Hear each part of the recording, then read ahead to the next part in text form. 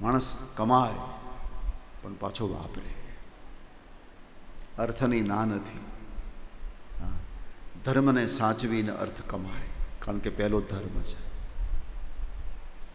ધર્મની મર્યાદામાં રહીને વ્યક્તિ અર્થનું ઉપાર્જન કરે તો એ અર્થ એને સુખ આપનારો થશે. એ પૈસા એને સુખી કરશે. નહીં તો આ સંસારમાં પૈસા જેટલા માણસને દુઃખી કરે એટલું કોઈ ન કરે. લક્ષ્મીના સપ્તશતીમાં 2 પ્રકાર બતાવ્યા છે.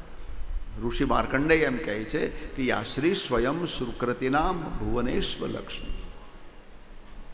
એક લક્ષ્મી સુકૃતની છે, જે આપણા ભવનમાં બિરાજે, આપણા ઘરે બિરાજે અને એ આપણી પાસે સત્કાર્યો કરાવે, દાન કરાવે, પુણ્ય કરાવે, સન્માર્ગે વપરાવે.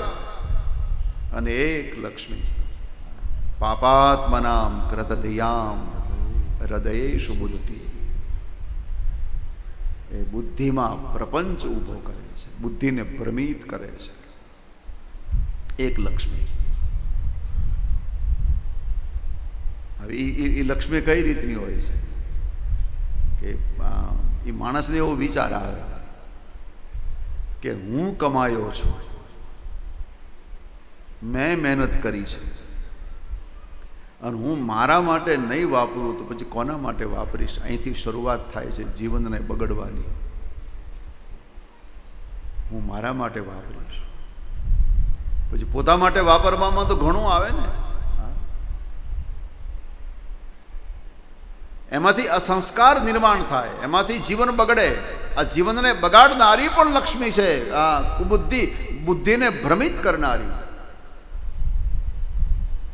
પાપાત્મનામ કૃત ધિયામ હૃદયેષુ બુદ્ધિ. પાપીને ઘર પણ હોય છે લક્ષ્મી. એક પુણ્યાત્માને ઘરે પણ પુણ્યાત્માના ઘરમાં જે લક્ષ્મી છે એ દાન માટે, પુણ્ય માટે, સત્કાર્ય માટે હોય છે. અને એને સુખી કરનારી હોય છે. એ ભાઈ, એક સાવ ટૂંકમાં કહું, આપણું કમાયેલું આપણે નિરાતે ભોગવીએ ને તો સમજવાનું કે ભગવાનની કૃપા છે. આપણું જ કમાયેલું નિરાતે આપણે ભોગવી શકીએ. હા, મજૂરી કરીને માણસ ખૂબ બચાવે અને પછી એ ઘરડો થાય અને છોકરાઓ રાતે મોટા મોટા દારૂના બાટલા લઈને ઘરે આવે, અથવા છોકરાઓને બજારમાં ગોતવા જવું પડે. કોઈક સમાચાર આપે તમારો દીકરો ફૂટપાથ ઉપર પડ્યો છે પીને. એ વખતે વિચાર આવે કે આના કરતાં આ પૈસા બચાવ્યા, આના કરતાં કોઈ સારું મંદિર બંધાવી દીધું હોત કે કોઈ સારી કથા કરાવી નાખી હોત તો સારું હતું. આના માટે રાખ્યા. એટલે સુકૃતની લક્ષ્મી આપણા માટે વૈરાગ્ય, આ ભોગવવું પણ ત્યાગીને મનમાંથી નીકળ્યું છે.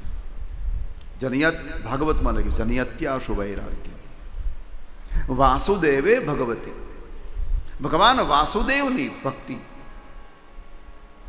એનાથી વૈરાગ જાગૃત થશે અને એ વૈરાગ આપણા જ્ઞાનનો હેતુ બને છે. અને જ્ઞાન ઈશ્વરની પ્રાપ્તિ કરાવે છે. તો યદનુધ્યાસીના યુક્તા કર્મ ગ્રંથે નિબંધનમ